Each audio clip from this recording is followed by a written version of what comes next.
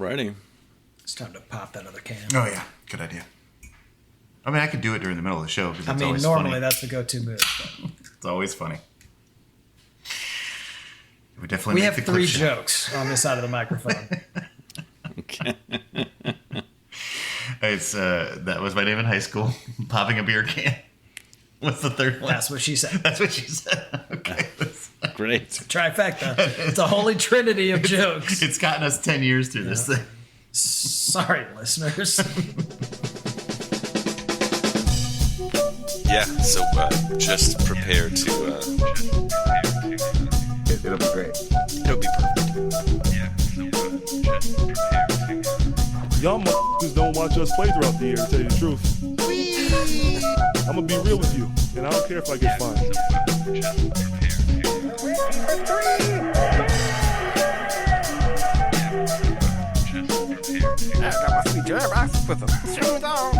That train is off the track. I feel like you can't just like jump through Neptune and be okay. Just prepare to... What the show needs is more dogs and bears and chickens and stuff. Yeah, so just prepare to be awash in unbelievable goodness. Welcome, Pacers fans. You were listening to the Undebeatables, your semi-weekly-ish Pacers podcast. Today is Juneteenth, and this is episode 596. Coming to you from Indianapolis, Indiana. I'm your host, Joey Gaffrida, the man behind the dials and former season ticket holder. This show, we're going to discuss the NBA Finals, some trades, and the upcoming draft. Joining me this show are 2 of our 3 analysts, still coast to coast, like buttered toast. First, from Boise, Idaho, out west, he's our in-house bartender, mixing up the drinks and the crappy jingles. It's John White Noise Colson. Sounds about right. What is up, Pacer Nation? What's up, Joey? I don't have to say what's up to Harper because I am in person with him here. So shout out to him for putting me up or putting up with me, both. And then also a shout out to Joey. I believe this is your first Father's Day. So happy Father's Day, buddy. Shout out. And to Jason as well. Thanks. Yeah, it's Jason's second one now, right? It is, but he's still a father. Still a it's father. still Father's Day. Right. It's less important, Yeah, though. don't be cheap with the Father's Day wishes. Come on, now. From also Boise, Idaho. That's my job, Joey. Boydie. It's our enforcer, John Harper. What is going on, buddy? Shout out to Mariah and Dallas. Had a wonderful weekend up in Moscow, Idaho for their wedding. It was a great time, was had by all, and there were no casualties. So That's right. Go team. We do Nice. question their judgment for inviting us, but outside of that, obviously that was a bad call. otherwise it was a wonderful. Yes, otherwise everything went off without a hitch. They got hitched without a hitch. Very nice. It's good stuff. You just come up with that? You've been working on that all day. I have nothing. That's it. I'm out. Have a good night, boys. We'll name the pod that, and then you're just seeing fine.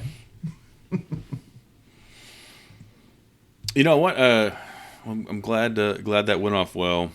You know, Harper, I keep an eye on for Idaho in the national news. Every time I see it, I think of you. But it's usually something batshit crazy. Yep.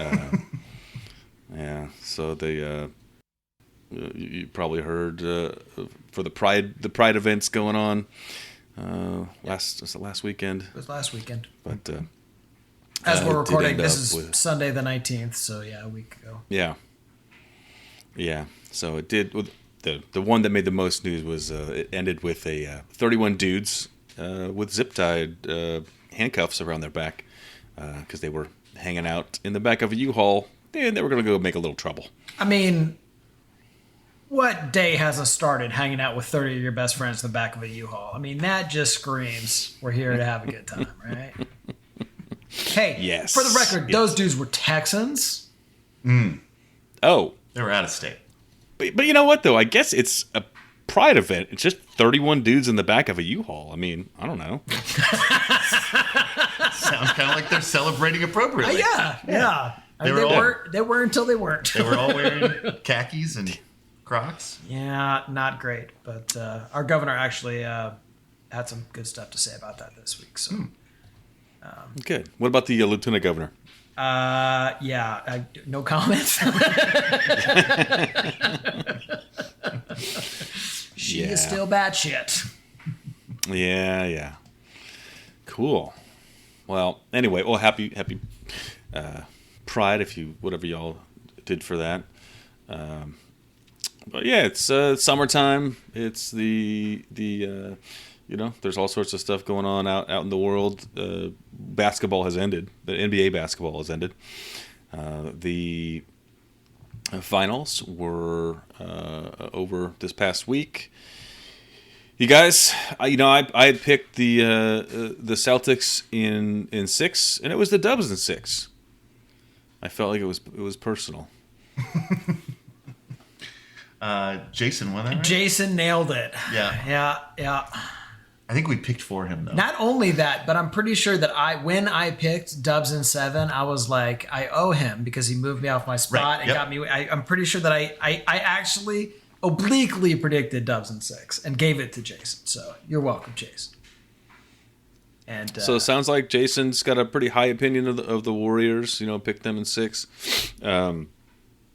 Some members of the media, I think pretty highly of the Warriors. Mark Jackson, Colson, you were telling me. Mark Jackson helped build this team, right? I mean, after the first championship, I believe Steph Curry was like, Mark Jackson was indispensable in helping us discover who we needed to be, and gave him a little bit of credit for that first title, I think. So it's probably fine, right? Well, from what I'm seeing, it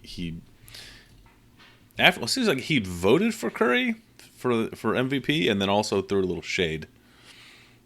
I never understand what's going on in that man's head, but I guess he said that the Boston defense should get credit for, or at least some of the credit for Curry's Finals MVP, which I think is a weird thing to say. He's a weird dude. So, yeah, Harper, what do you think about that? What does that mean to you? Yeah, I mean, specifically the quote was, if I was Steph Curry, I would thank Boston's defense for the MVP. I mean, I don't know. It's tough. It's tough on a lot of levels. Boston plays really hard. They play great D. Curry's just a handful, and you're not going to be perfect against him. Because he can shoot from anywhere, and he's going to go off 12 screens, and he's going to... that offense is beautiful, and he runs it beautifully. Every defense in this league has struggled against him. That's why they have 4 titles. They were able to contain him at times, not but he had 31 points per game. Like 31.2 points per game for the series. I mean... But I guess my problem is I don't understand if Mark Jackson is blaming Boston's terrible defense, which, again, I don't think they showed, or that Steph Curry's not as good as he should be. Seems like he managed to do both at the same time. 2 birds, 1 stone, my friend. So he's throwing shade at Steph Curry, who was incredible. He earned this Finals MVP. He was clearly the best player on the floor. I mean, he's also earned arguably a couple other previous Finals MVPs. Also so true. This is kind of a long time coming, which makes it a little extra stingy, right? Like if you're Mark Jackson and you've got this all-time great, it seemed odd at best. It seemed like clickbait, and probably was. Is Mark Jackson up for a head coaching position? I think. Is this going to help him? I think we know not with Golden State or Boston for sure. He can look around the rest of the league, but again, I think that organizations generally, if they don't, they should value measured, temperate coaching personalities, and this does not seem to play in his favor in that respect. So, I don't think Brad Stevens was impressed, probably. And I don't think Ime's job is up for grabs either. No, I don't think so either. That guy has proved himself for sure. He got a young team. I mean, his 2 best players are 25 and under. and they went all the way to the finals. So I think the Boston Celtics have a large window of returning over the next 5 to 7 years if they keep these two guys together. You just can surround them with whoever you want, honestly.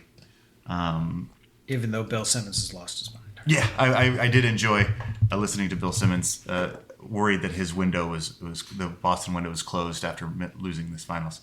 The man wrote in my mind, one of the most important basketball books ever in the book of basketball. But I love it when his Celtics lose and he's sad. Makes me happy. I want to. Bill Simmons' happiness is a zero-sum game for you. Yes. Yeah. I do want to, probably because he put Reggie Miller at 52. Probably. Yeah, I'm still mad about that. I'm with you. Steph Curry, 31 points, 6 rebounds, 5 assists. I mean, that's what's going to happen when you don't guard a guy. Well, yeah, sure. I guess. Actually, I think even if you don't guard a guy, that's a lot of points. He also shot 44% from behind the arc, and a lot of those were from like 35 feet. So we actually were watching. Harper and I were watching the game 6, and Steph Curry went on a little flurry where he hit 3 in a row. It was a Curry flurry. It was a Curry flurry, and I just went to Harper. I was like, "We can stop watching this game. It's done." Yeah. And it was. Yeah, that was like early in the fourth. Yeah, it was late third, early fourth. Yeah. Boston was making a run to come back, and he stomped that fire right out, right out. So the question that I want to ask the both of you is, what does this do for Steph Curry's legacy? Everybody's always said that he needed this Finals MVP. He now has 4 titles, which is more than most people. That's more than this whole podcast combined. I agree. It's more than Larry Bird. That's because Jason's not here, I think. Right. It ties LeBron James. Where does this put him in the greatest players of all time? Is he top 10 now, Joe? Where is he at? Oh, maybe, but I don't think he's well-rounded enough as a player to me to really get there, like for these other against the other greats. Like LeBron does everything. And this is for me. This is just my opinion, okay. But he doesn't rebound. He doesn't rebound particularly well, but his defense. He averaged 6 rebounds in the finals, and he's like your height. He's not my height. That's inaccurate. Yeah. He's a small guy. That's all I'm saying. He averages more rebounds than Miles Turner does. That's all I'm saying. Also inaccurate. Nobody fact checks this stuff. No. It's fine. But I mean, I don't know. This doesn't really move the needle for me. I mean, he's amazing. Like, I don't know. Like the fact that he didn't have a Finals MVP, to me, I didn't realize. I'd forgotten that because it seems dumb. It is dumb. Yeah, because AI has one. Andre Iguodala, not Allen Iverson. Andre Iguodala has one.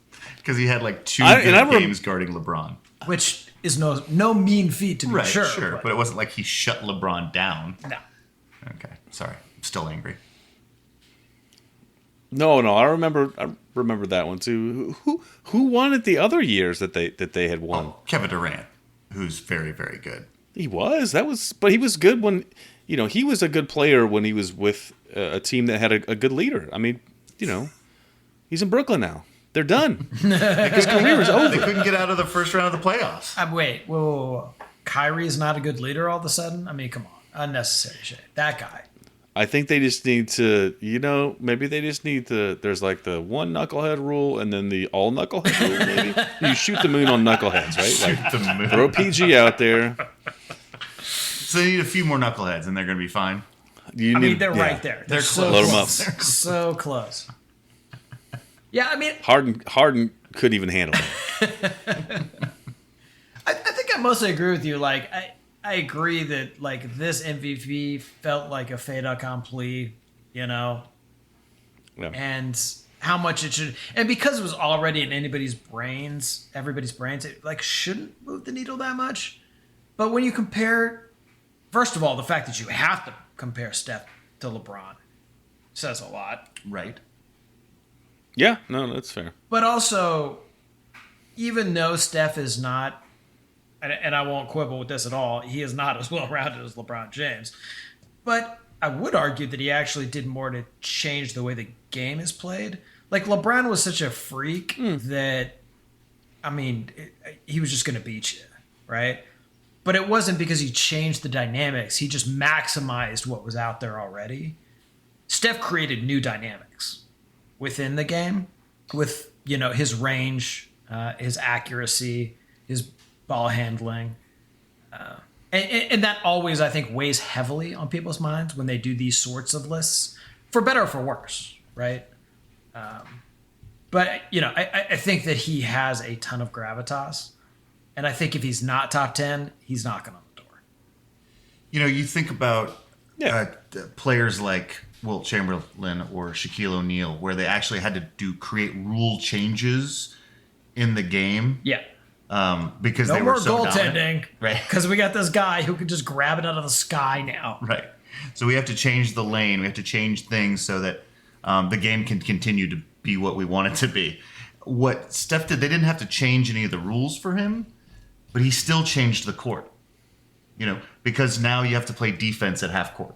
And now the 3-pointer has become. I mean, we were already maybe moving in that direction, but it wasn't until Steph Curry unlocked it. And I think, 4 titles. He's got back-to-back MVPs. I've got him in my top 10 at this point. I think he's probably 7 or 8. I also think he has this Tiger Woods effect where even guys who were already playing realized that what he was doing was now possible, right? Yep. Like before Tiger was around, no one was driving 300 yards, and certainly the equipment got better. But once he got there, Phil Mickelson's driving 300 yards, right? Yeah. Like now Dame Lillard, who is older than Steph, shoots reliably, like 40% or something from like 30 From the logo. feet. Yeah, it's like absurd. But he wasn't doing that before Steph. It's just that Steph made that possible for him. Steph got him that green light, right? And if Paul George had been watching Lillard tape, he would have, defended him against a bad shot. Anyway, I don't know why I'm Hey, it's a bringing bad up old shot. stuff with the PG. Yes, it is. Yeah.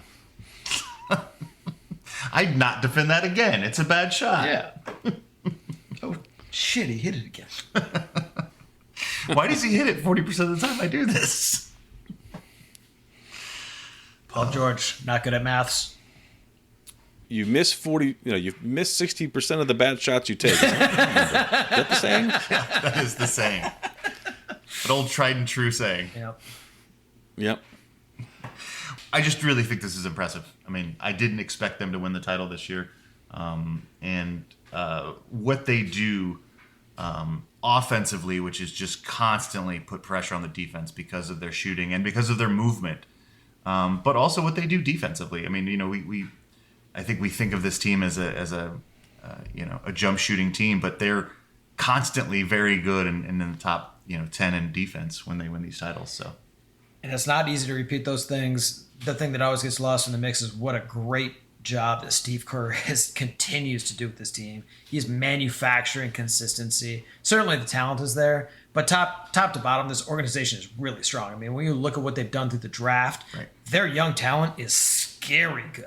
And they've been drafting, outside of the 2 years, they've been drafting really low in the draft. So. And I'll take a Kuminga on my team all day. Mm-hmm. They got Andre Iguodala back. He didn't have a huge impact, but he was certainly part of this team's mentality this year. Gary Payton. I thought he should have been the finals MVP. He definitely thought so too. But Gary Payton gave them such a huge lift after being injured earlier in the playoffs. And Otto Porter Jr. post-trade was one of the best players on that squad. Agreed. He helped them get to the spot that they needed to get to just barely eke out, I guess a finals win. Because once they got there, all bets are off. They just needed to make the playoffs. Right. Yeah. And then they're super dangerous. And, Clay is going to get healthier as time goes on. But I also did want to give a shout out though to Mike Brown, who's been part of our organization, for sure. And certainly he has done a phenomenal job with this team as well. They've top to bottom, this team is deadly good, and yes, they have the money to spend. but they sure have spent it well. Well, but yeah, they reinvented themselves. I mean, they've got the 3 core guys, and then they brought in a guy like Andrew Wiggins, who everybody had given up on, and he's the second best player in the finals. Not the second best player on the Warriors. I thought he was the second best player in the finals. He was so consistent. I mean, you could make an argument for Jaylen I Brown. would probably take Jalen, but still, I take your point. He was fantastic. I take your point. Yeah. And, Jason's struggles have everything to do with the great scheming that the Warriors were able to throw at him. Yeah. Oh, yeah. I mean, Very they tough basically defense. took the ball out of Jason Tatum's hand. They and made he him did a work nice job really hard of for passing and all that stuff, but this was not his series. It was not. But if you're an organization and you lose a player like Kevin Durant, I mean, look at OKC. OKC loses their 3 superstars, and they're still trying to recover, right? And may never. Well, I don't know. Again, they're another team with a lot of young talent. That's great. But how do you get to the next level, right? Golden State definitely took a step back, but all of a sudden here we are 2 years later, and they're a championship winner again. And you can't say that they can't replicate it at this point, right? Like, I mean, you think to yourself, okay, if Milwaukee was healthy, or if Phoenix hadn't broken down emotionally and mentally, maybe there's a different title winner. But this is definitely replicable. I mean, because you've got Steph Curry. Well, but I think that's part of the genius of this team too, is that what they have proven is that they can lose greatness and still be back here shortly. While it's difficult to say that Steph Curry is in any way disposable or replaceable, this team is willing to rebuild if they have to. For sure. They did not want to lose Kevin Durant. That was not something they were super stoked about. Yeah. And certainly, they would not want to lose Steph or Clay. But with the talent that they're building, I think that organization is super confident they would still be back deep in the playoffs over a short time horizon. How do you think KD feels about this? Sort of like, that's an excellent we didn't question. need you, dude. Like, yeah. He can't be feeling that good. Because they were very successful before he was there. They were successful while he was there. They were successful after he was there. I don't think he's the common denominator. He is not. He does not seem to be, no. He wanted to lead his own team, and that team didn't get out of the first round of the playoffs. So. Well, it's tough, man. He hits just started Kyrie, and I think that's a dangerous world to be living in. But that guy is so. But I think we said that when it was happening. Oh, 100% we did, right? Because he could have stayed on Golden State and won 5 more championships.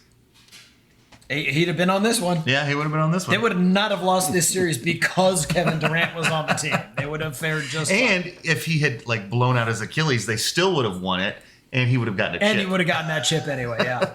Andre Iguodala definitely would not have gotten his chip this year, though. That's true. Oh, man. Well, shout out to the Warriors. It was a weird thing because I didn't really want to root for either team, but but man, the Warriors are so good, and it does cement a lot of things for me historically. And they also they really play a beautiful brand of basketball. They do. Right? To the point where their defensive excellence and sort of intangible excellence, the things that, the tip balls and all the little things that they do, their attention to detail get lost in the mix because of it. But they are something. Yeah, I mean, they're a paragon. They don't just win these games for 32-foot shots. They win these games in the trenches and doing the little things, for sure. They're less like Jordan's Bulls and more like the old Celtics teams that were so dominant, right? Because they don't have... look, Steph Curry is amazing, but they've had a different... It wasn't just one guy, clearly. We've already established that, right? They really do have this deep roster of contributors. And they're certainly not the Celtics, who won, 11 straight or something. No, I think it was 9 and 11. It was 9 and 11, yeah. Or 11 and 13. Something like that, yeah. We could go back and look at the tape. Yeah, they're certainly not that. But I think it was 11 and 13 years. I think that's what it was. Yeah. But they also aren't just Michael Jordan and Scottie Pippen and then whoever you want to put around him. No. Because literally they changed the entire team after the first 3 titles, and then they won 3 more. I mean, they lost their best guy at one point. They lost the guy who was filling in for Michael Jordan and Kevin Durant, right? Like, once that guy's gone, you're just going to come back out 2 years later, finally healthy again. Right. and not even fully healthy. This team Yeah, is because scary. that's the thing. I don't think Klay Thompson is fully himself. No, I mean they won a championship from what seed were they? 5, 6? Warriors No, were they were third. Okay, Warriors there was you go. third, but they had a better record than the Celtics. Yeah. Yeah, well, actually, so did the 4 seed in the Mavericks. yeah. The West was very strong. I thought that they were even lower than that, but yeah. I mean, this team, as Clay continues to round back into form following, a pretty serious injury, you can expect Losing 2 years and having 2 parts of your legs blown out. You can expect them to win more than 53 next season, which puts them in an even better position to win another championship. So, again, with the young talent they have, this team They got Lee and Poole. dynastically scary. And Curry ain't done. Yeah. And I like Moody.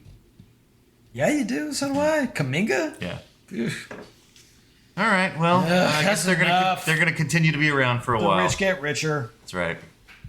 But they're also paying for it. So. Yeah, with all their money. Right. Well, shout out to the Warriors. I guess the last thing I want to mention about that is what Draymond. We haven't really mentioned his name much, but he was pretty quiet for some of the series. Offensively. He's never quiet. He's very loud. No, for ask sure. the refs. Offensively, He was not quiet. not with his, And also, not with his mouth. the Boston crowd really enjoyed bringing up his name, even if he wasn't playing well. Yeah. Especially. They did, Especially when he wasn't playing well. right? But after they had won, he was quoted as saying, "Welcome back to the Warriors Invitational, baby. It's what we do." What we do. He did give you 8 rebounds and 6 assists, and almost 2 steals and almost a block. And made Jason Tatum's life terrible. Yeah, and everybody's life terrible, really. Could have been a Pacer. But they have. Well, that brings the 2021-2022 season to a close. I think it's time to take a break here. This week, we got a nice track for you.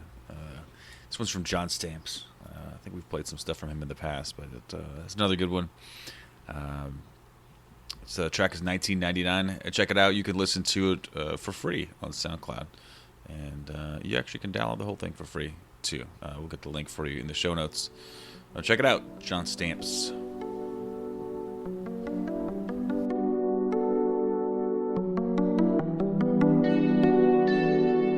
Let's get grimy, grind. She just trying to slime. 1999, I'm behind. She took Panga fine. VCR rewind. Drugs in mind. Climbing up your spine. Finally my design. I'm in love and I'm alive. Stuck in 1999.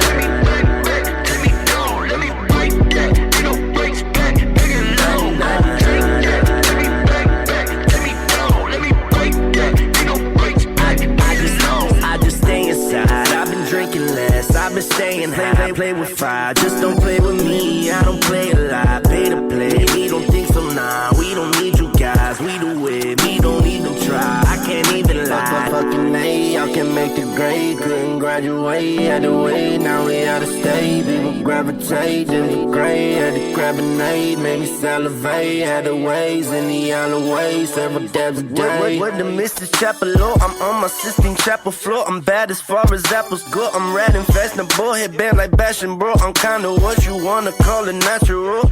Let's keep this casual, this casserole and pass the rules. I can be a asshole, yes I know it's not for sure. Flying international, I actually thought I lost my soul. Green hell, play my game, Dracula, man I get my fangs. Horse back and I get my reins. School teacher, let me get my brains. You ain't never gonna shade my name. Lion boy, I just shade my main. Play yourself, I just stayed my lane. The way it felt when they praised my game, like rowdy, like howdy, I'm bout it, no bust about it. I'm ready, gang, yeti, never find me in the fucking cut without it. What?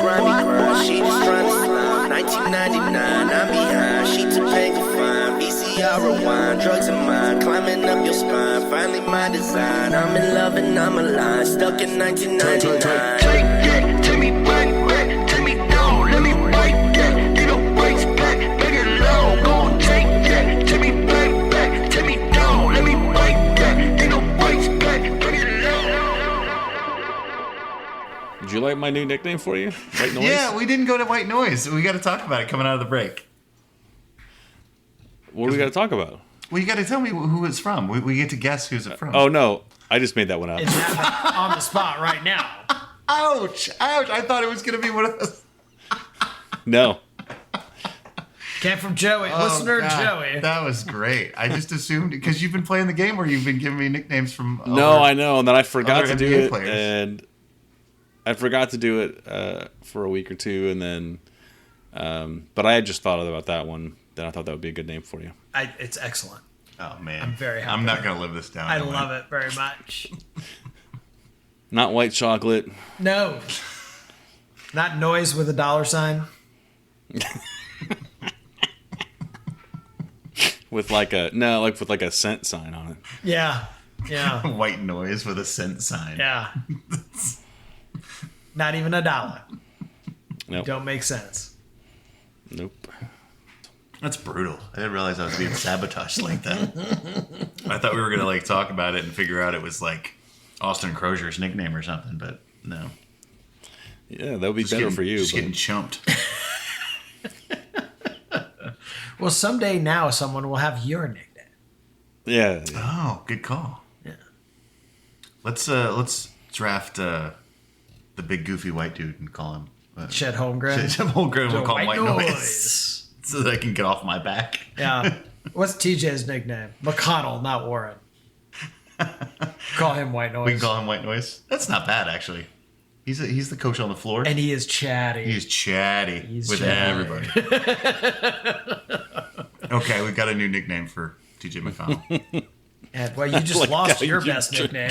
Way to go, bud. I think you're trying to pass the buck here. I'm really trying hard. I don't want this to stick. Well, that makes me want to give it back to you.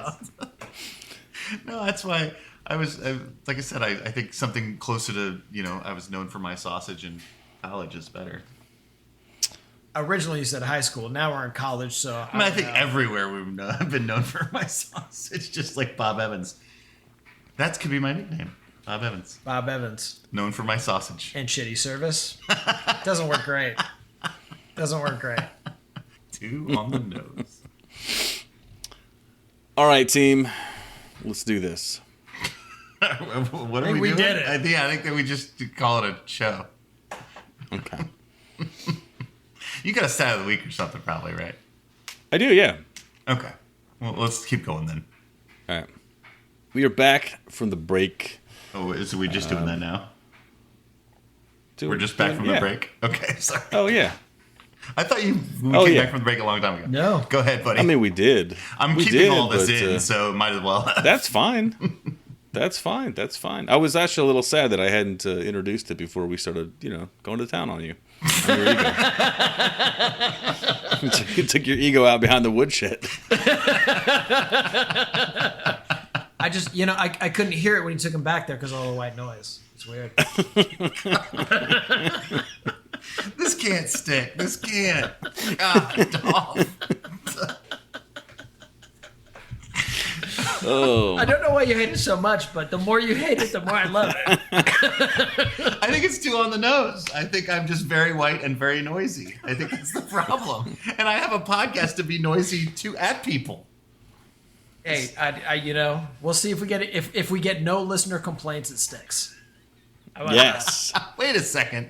All right, listeners. Nope. I need that? something. Done and done. Gavel. Send in that you don't like the new nickname, fans. Mm-hmm. And also become a Patreon. Yeah.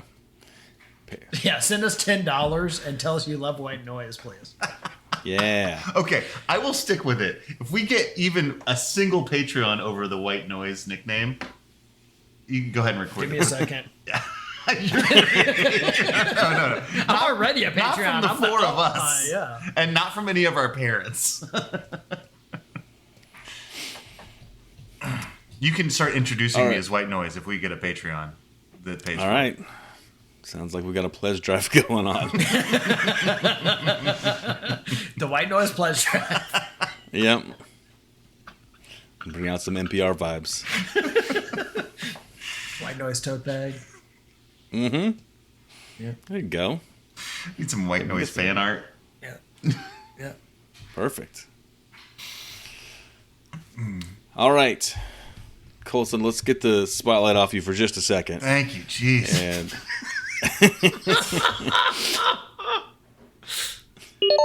Joey, stat of the week.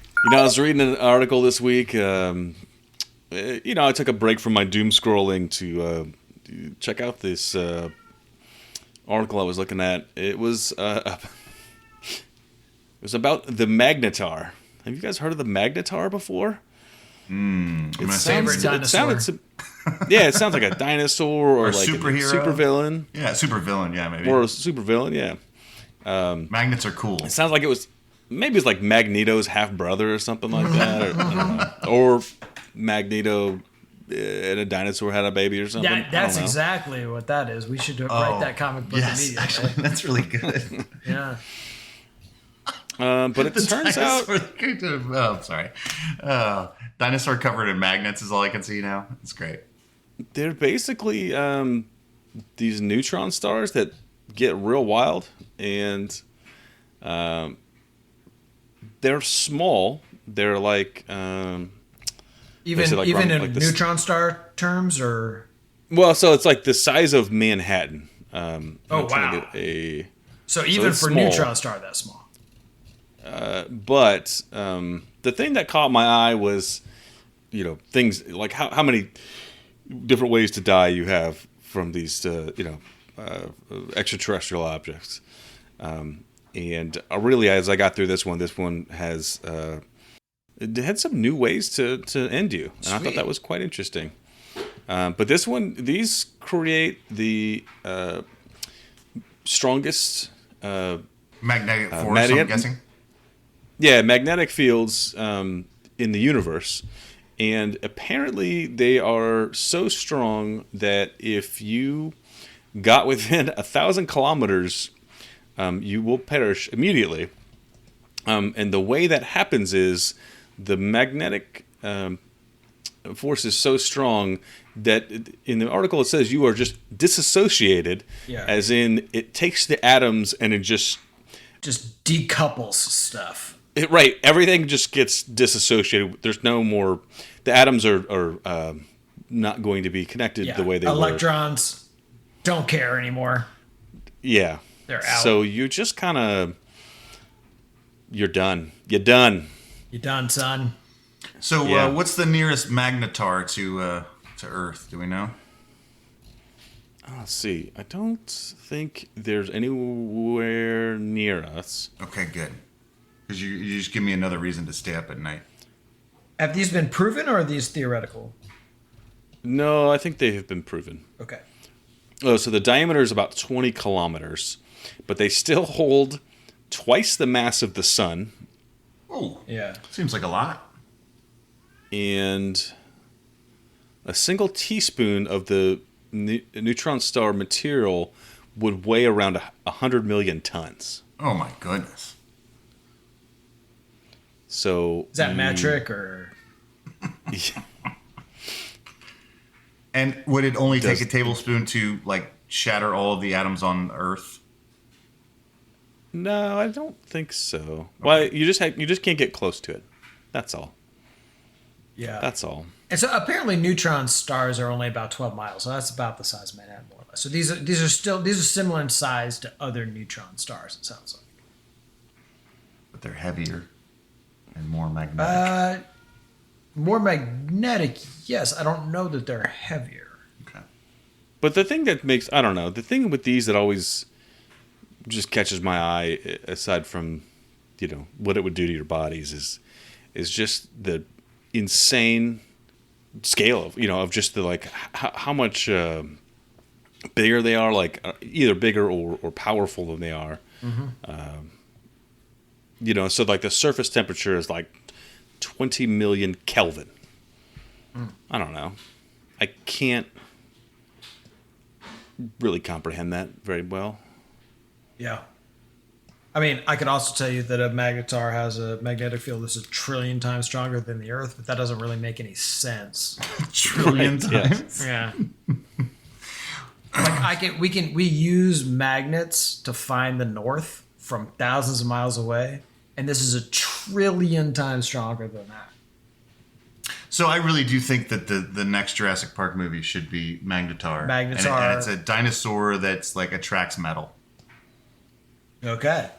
I think we just wrote it for him right there. Magnetar versus Mothra. Mothra and 7. Got Magnetar in 4. I think this goes badly for Mothra. I'm saying it's a deep cut. You've got to be around a long time to get that joke if you've been listening to the show. Yeah. That's fair. But yeah, I think Mothra just gets disassociated. Right. Yeah. Yeah, that's what happens. Yeah. And so does Sam Neill, apparently. I don't know. Just really, Laura Dern just disassociated. It's really rough. It's real sad. It's a real sad outcome. It's sad. They've done good work. They have. So shout out to Magnetars. Yeah, shout out to crazy physics. Just when I thought that gravity was the thing to be scared of. Thanks, Joey. Yeah, no problem. Hey, also, well, to end this on a little bit of a bummer, but the researcher, It was going so well. That was the high end. the researcher Jocelyn Bell, who discovered these, found these in 1967, and her advisor Anthony Huish, they started doing the work on the discovery and looking into these. And shout out to Huish, who won the Nobel Prize, but the committee excluded Bell, because she's a woman. Because she's a woman. Perfect. Yeah. Nice. So. Good stuff. Yay. Good stuff. I'm sure they'll make a why movie did about I- her sometime. It'll be great. Yeah, That'll make up for it. After They're going she's to dead. wait till she's dead so Yeah. they don't have to pay anybody royalties. Right. That's correct. But it'll be a great Perfect. Netflix Be movie. awesome. Yeah. That's the Shout out fate of all Magnetar. women now. Do something. Posthumous Netflix movie. Yeah. That's right. I think we've landed on something here. Oh, Jesus. Joe, what's going on with the NBA? The NBA. All right, so a couple things are going on. So it's we are getting ready to enter the quiet season of the cycle. But so there was some movement in the NBA, and there are some trades, and then the draft is coming up. What was the first trade that just happened this recently? It was Christian Wood from no. Boban got moved. Yeah, That's in all the I same remember. trade. No, I mean that was the headliner. You do love Boban. Big hands guy. I do love Boban. Also, The Hustle. I saw The Hustle this last weekend, and I highly recommend it. Adam Sandler movie with a bunch of NBA players. Okay. And Boban is in it, so highly recommend it. So I've got the whole details on this here, but so the Houston Rockets and the Mavericks make a trade. Mavericks reportedly received Christian Wood, and the Rockets received the number 26 pick, Boban Marjanovic, Sterling Brown, Trey Burke, and Marquise Chris. So It seems like an It will awful not be lot final. for Christian Wood, doesn't it? it does. I mean, Boban's got star power. You got a 26 pick. Boban's Burke. got star power. He's got commercials and He stuff. does got like commercials, yeah, you're no, right. he's actually got marketability. That's It's true. That is Like, true. Yeah. You're not wrong. And he was in a movie. Yeah, for sure. How do you feel about Christian Wood? Would you give him up for the 26th pick in Boban and Trey Burke? Well, I guess just quickly for me, like before to contextualize it, what are the Rockets doing? Like, what's their plan? They want another draft pick. I mean, Are they? I mean, they're not trying to win now, right? Like, no. Getting younger. Like the Mavs are base. Like here's in a nutshell: a 26 pick and a salary dump for Christian Wood, right? Like I mean, that's more or less what we've got going on here, right? And they needed a big guy in their playoff. No. run. No. The Mavs, it makes sense, Right. What are the Rockets doing?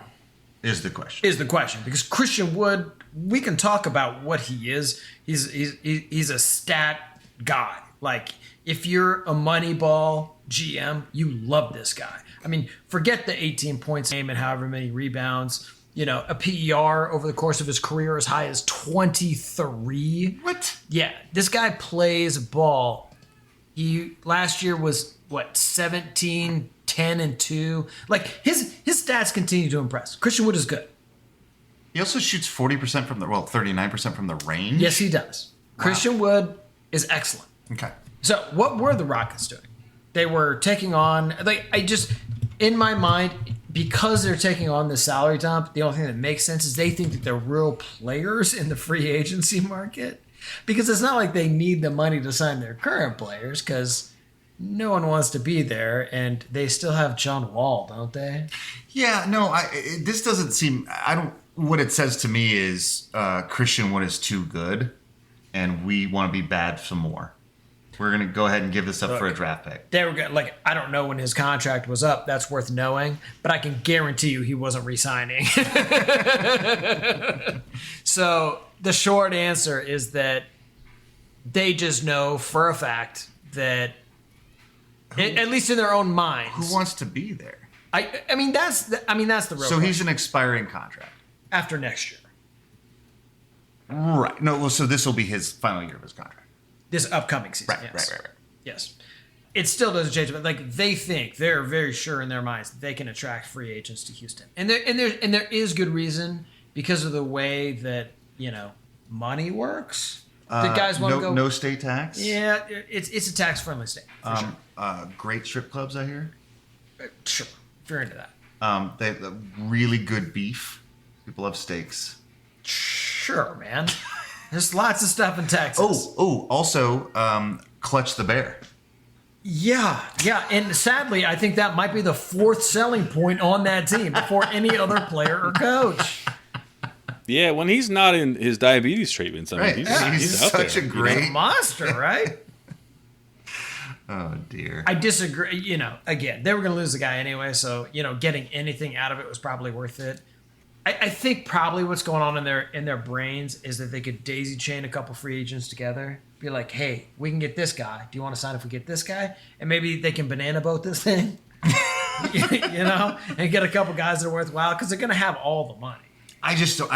I mean, what? They have the second pick right now, and then they have the now the 26th, and they have another pick too. They have no roster right now. Right. So what they're John Wall's and John Wall. He's going away at some point too, so that's another $40 million or whatever it is. But I think they've still got one more year on it, don't they? Well, but again, at the end of this year, like they can literally rebuild this from nothing immediately. They can banana boat this thing. I just don't see it. They're gonna try. Yeah. What else would you do? I mean, I guess get some draft picks. I mean, 26 seems really low for Christian Wood in my head. They're not gonna rebuild around 26. I know, that's what I'm saying. I feel like I could have gotten a better draft pick for Christian Wood. You're not going to rebuild around 20 or 15 either. You can't rebuild around. Fair enough. If I've gotten 15 out of it, does it really change the? The math doesn't change. Okay, at all, fair enough. Right? I think your strategy is free agency at this point. Right. Oh, and I love this for the Mavs because they were missing a Christian Wood type. Yeah. And the guy's numbers are truly impressive. I have not spent a lot of time watching the guy play ball, but like all the GMs love this guy. Yeah. He's a stat junkie. And he's on a reasonable deal, $14 million. You put him next to Luka. Luka's going to make everyone around him better. Well, but also because the guy is who he is, he signed a short deal last time. He's going to get more money than that next time. Yeah, for sure. If he continues on his current trajectory, this is an elite NBA player potentially. He's just been in the wrong spots where we don't get to watch him play. So yeah, because he was on Detroit and then he was on Houston when they're both terrible. If you got anchors at 1 and 5 on that Dallas team with what they already have, you got to think they're good enough to get past, the Suns. Yeah. Well, they already were. All right. Maybe they could get past the Golden State Warriors next time. That's gonna be a tough lift. Yeah. Big lift. We'll see what happens. I'm sure the Mavericks have a lot to do this offseason to up their roster. They are working hard, as are the Grizzlies apparently. Okay.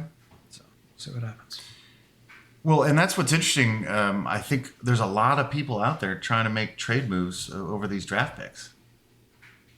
What have you heard, Harper? There's just a lot of churn, right? I mean, it's hard to separate the wheat from the chaff at this point. With the draft a week away, we all know GMs like to make a lot of noise, trying to throw the people off the scent. I think what we do know at this point is that there's a pretty well-locked 3, probably 4 guys at the top of the draft. But what we've seen recently is a lot of movement from guys that we were not expecting the top 10 that are now in a lot of projected mock 10 drafts. Yeah, a lot of guys hopped up. And that means also a lot of teams are thinking about trading down, right? Because if there's uncertainty between 5 and 30, right, then it matters a lot less where you are in the draft. So it may be that a lot of teams are going to be incentivized this year to move up and down the draft order. So I would say that there seems to be a lot of uncertainty, probably from like 4 to 15, which moves a lot of potential guys that were from 4 to 5 to 15 to down to about 20.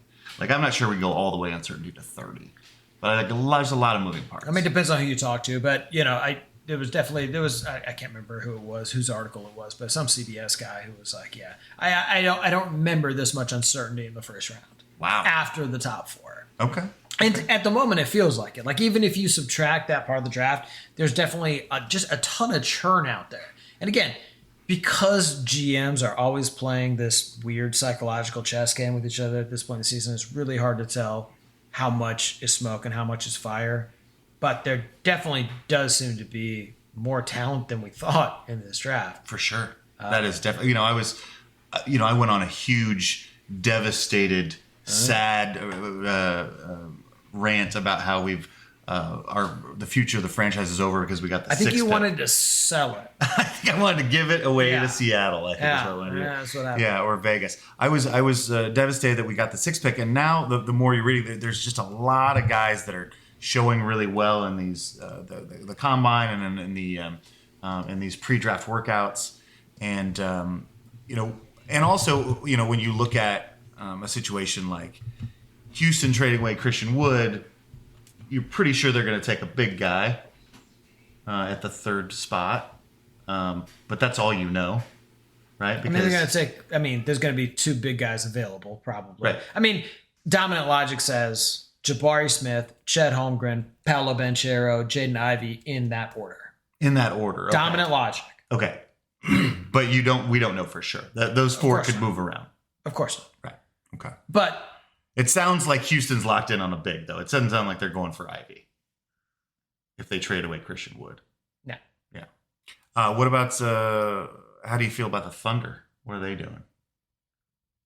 They got the 2nd pick.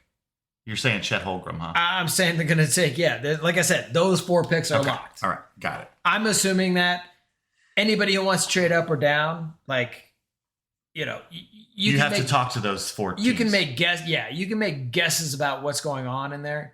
If you want Chet Holmgren in your number 1, you trade down, right? Like, there's stuff that can happen in there, but basically those picks are set. That's my moving assumption. Well, okay, but what happens after that is an absolute crapshoot. Well, it is a crapshoot, but here's what's interesting. You tell me. Joey sent us an article the other day about. Actually, it might have been a Patreon who sent us an article about that the Sacramento Kings want to trade away the 4th pick because the Kangs. That was from they're in the win now Patreon? mode.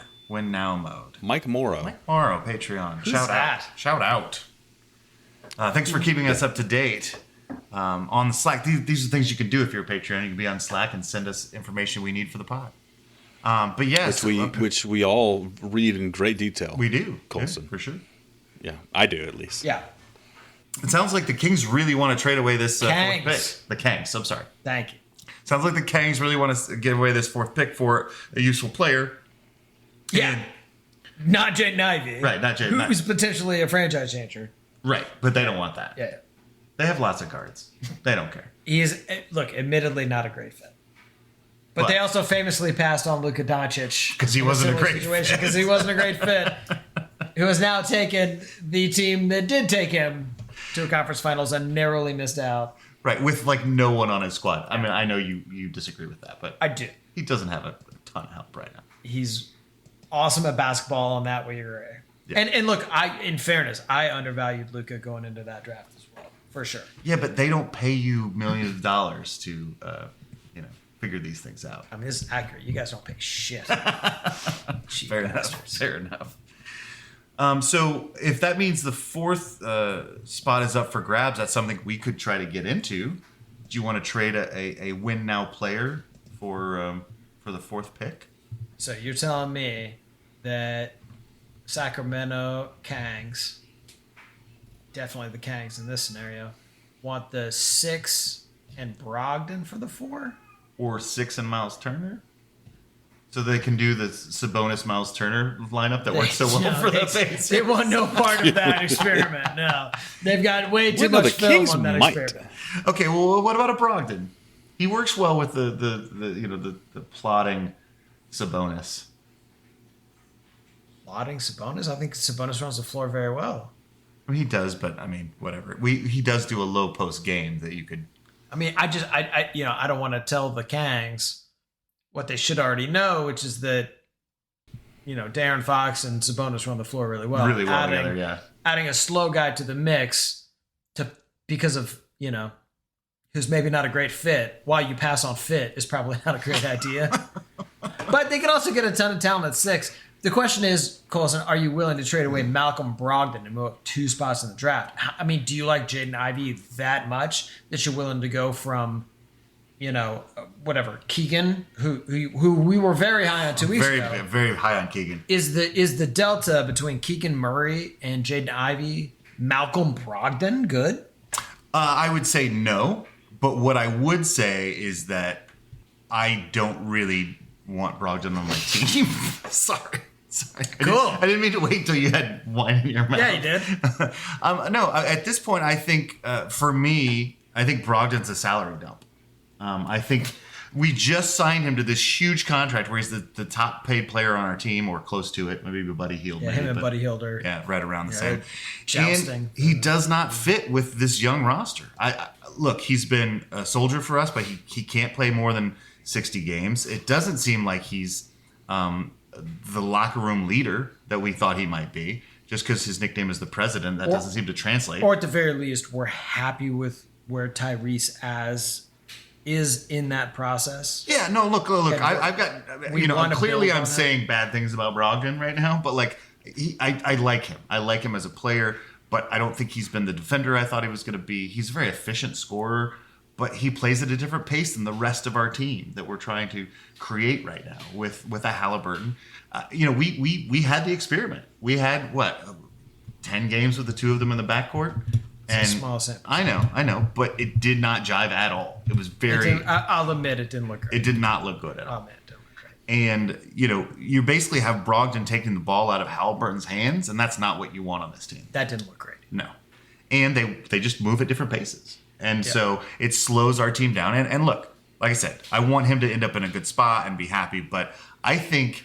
Yes, if you can use him for anything, if anyone will give us anything for Malcolm Brogdon, you make that trade, even if that's 2 steps up on the draft. I have not seen enough Jaden Ivey to be convinced of this argument. I know that our scouts have looked at all the Jaden Ivey film and know the answer to this question. I don't think that he's a pure salary dump at this point. You don't think Brogdon's a salary dump at this point? Not a pure salary dump. I think he has value. But he's a problem on our team at this point. I don't think it works. No, I don't disagree. It is Halliburton's team now, and if Brogdon's around, it's going to be some tension there. Yeah, those things don't interfere at all. I think eventually we trade him no matter what. I just think he has value on the trade market. Okay. Whether or not that value is greater than 2 draft picks is sort of my quibble there. Well, okay. I'm largely with you here. I'm just saying that my evaluation of Jaden Ivey's talent isn't high enough to necessarily warrant that. I don't know. But I know that our staff knows the answer to that question. They've already got this board filled out. What I'm curious about, Colson, is another thing that's been going around is the Hornets, right? They're sitting on 13 and 15. They're probably not going to take both of those picks. They're going to be shopping. Either 2 for 1 to move way up the ladder, or there's a lot of talk about 15 for Miles Turner. How do you feel about Miles Turner being swapped for a 15 pick in this draft? What about the 13th pick? Can I get the 13? No. I have to go the 15. Would it make it 13, 15? I mean, in this, there's You're so right. much We uncertainty. just talked about there's so much Seriously, uncertainty. there's so Yeah. much After uncertainty. 4, it's Yeah, all crapshoot. Of course, 13's better, but like it's a marginal gain. Okay. I'm asking you for a mid first round draft pick. Are you willing to trade Miles Turner for that in the present, under present conditions? We've not gotten to see Miles Turner with Halliburton. He was injured for the rest of the season. There is a there is a part of me that believes that he could work in an up-tempo offense as the shot blocker and the three-point shooter. I mean, there's good evidence that he'll do what he's asked. He's do it well, right? But we've also been wanting more for him for 7 years, and there's good evidence that won't change. Yeah, he's going to underwhelm us probably. Not on the blocking end, but on the rebounding end and on the aggressiveness from scoring. Yeah. Every year he comes in with the new attitude or the new body, and it always ends up sort of regressing to the mean. I think he's a fabulous player. I think he immediately makes teams better. He's also the longest tenured Pacer, so I don't want to give him up very easily. But if you're telling me I could get the 15 and dump Malcolm Brogdon's salary, can I throw that in there? Can I? Wait, you're trying to do this in the same trade? Yeah. So I'm getting Malcolm Brogdon and Miles Turner out for the 15. That's like what, $35 million? Oh, 40? Yeah, $40 million. I mean, now there's so many players involved. Okay. So many players. All right, involved. fair No, enough. I mean, yes, but like it's complicated. Then I'm gonna say no. It's my Facebook. I'm gonna say no. Yeah, it's complicated. But I would say that there are a lot of guys around that area that I'm really excited about in the 15 to 20 range. The guy I'm actually most excited about, the Ringer has going 19, and his name is E.J. Liddell. He is he's a Big Ten guy. He went to Ohio State. He's 6'5" without shoes. And he's 240 pounds. Which I mean, like that size, like I think like Zion Williamson, but shorter. Yeah. Like that is thick. But you look at the guy, he doesn't look that heavy. He's an excellent shot blocker at 6'5". He's got hustle, on the ball defense, perimeter shooting. He's a quality passer. It's like this guy is made for our team in my head. He's a guy you can put at three. I mean, he sounds like just a big 3, just a real big 3, or you can make him a small 4 or a huge 2. It says that his minuses are he could improve his decision making. Sometimes he gets tunnel vision and barrels into 2 defenders, but that's stuff you can learn. That's stuff you can teach. So if you're telling me I could trade for the 15th pick, I'd be interested in that. I'm not saying he's better than Miles Turner, but if I had to get him, if I was doing it, I'd try to pick up Liddell. Okay, yeah. I mean, that's completely fair. The draft order is already set for us. We know what the best talent is. We've already graded it. Right. So we're going to know what the best guy on the board is for us at any given time. So when we get to their pick, if someone hasn't already pulled the trigger, we'll have a chance to make an offer. What becomes problematic for us is that if we do trade Miles Turner, all of a sudden we go from so many big men to Goga and Isaiah Jackson, and that if you're not replacing that with another legit big, that does it becomes a problem pretty quickly. I mean, maybe. Or you're just gonna have to commit to small ball. Like I believe in Isaiah Jackson. I think this guy can play. Oh, I do too. I love Isaiah Jackson. Yeah. But I mean, how much do you trust Goga to be your 20 minutes off the bench guy? Or Isaiah to be my 20 minutes off the bench guy? See, that feels better, right? If you've got Miles Turner still at center. I'm not arguing with that part of it.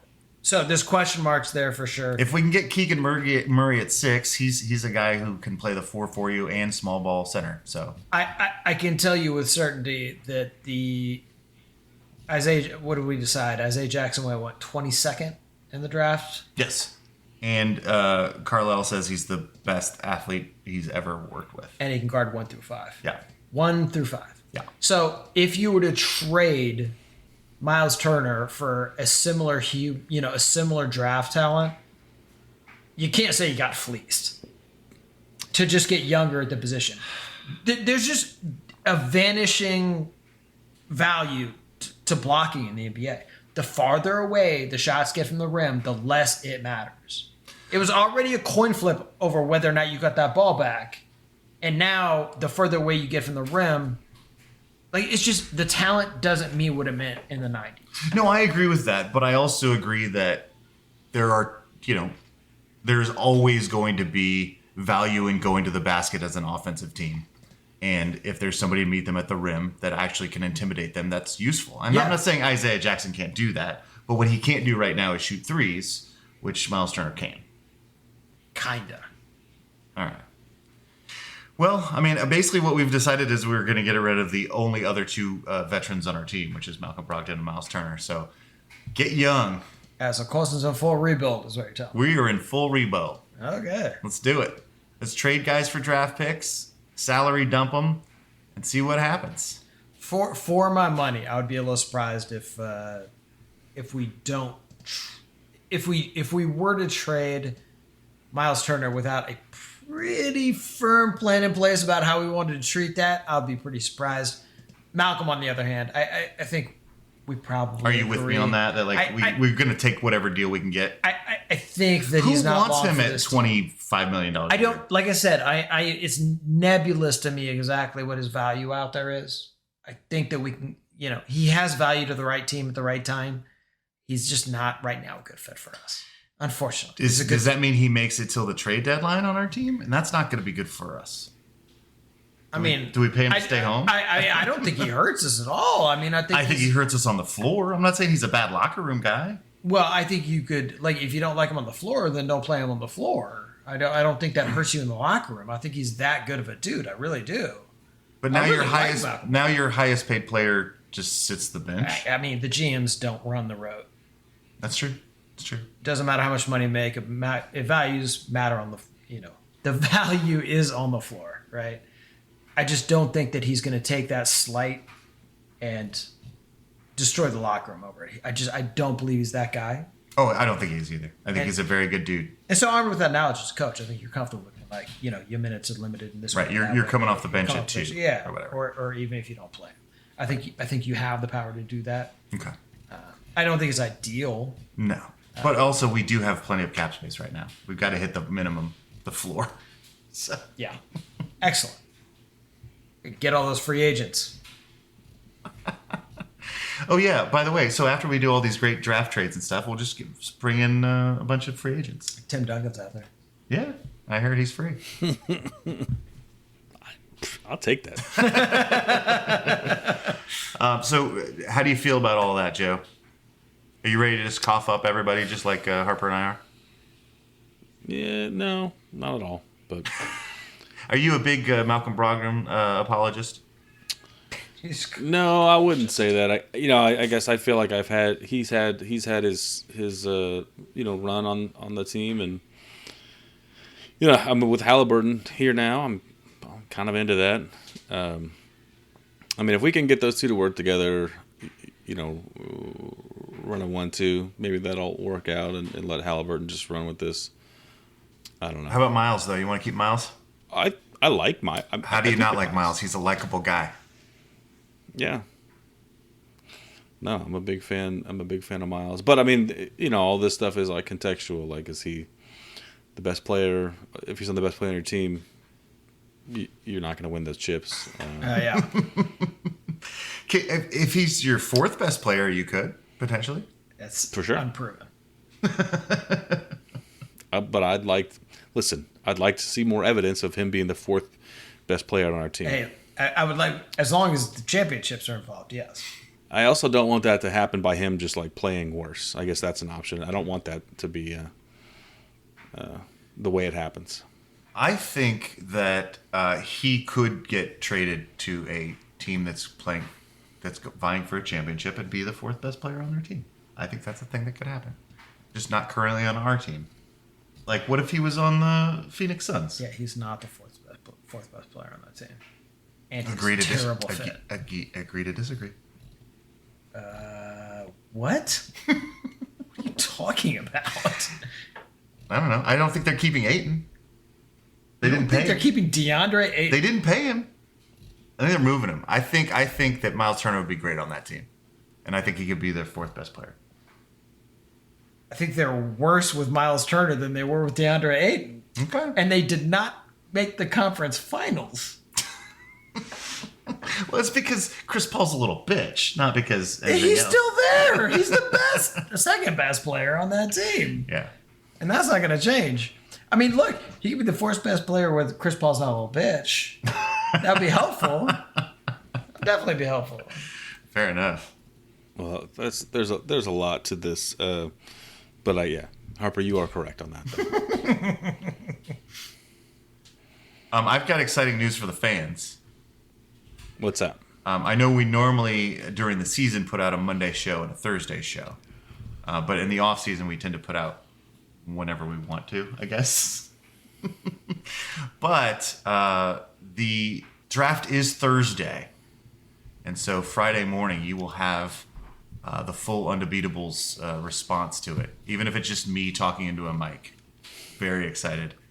I'm staying up all night, getting super drunk. It's going to be great radio. Yeah, it's going to be White Noise Panic Pod 2022. Yeah. So look out for your Friday morning White Noise Panic Pod. I feel like we could have a spin-off show with just a solo Colson one, just called White Noise. We've never done a solo pod.